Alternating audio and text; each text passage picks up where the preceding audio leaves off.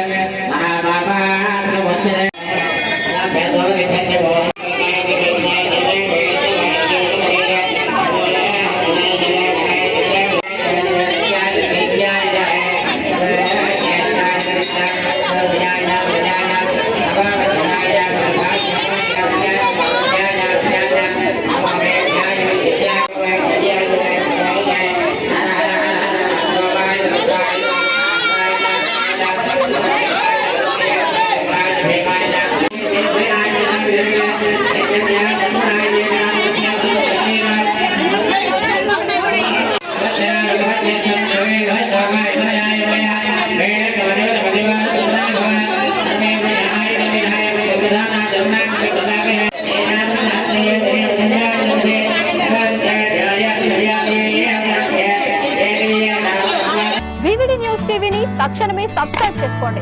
Notification కోసం bell icon click చేయండి.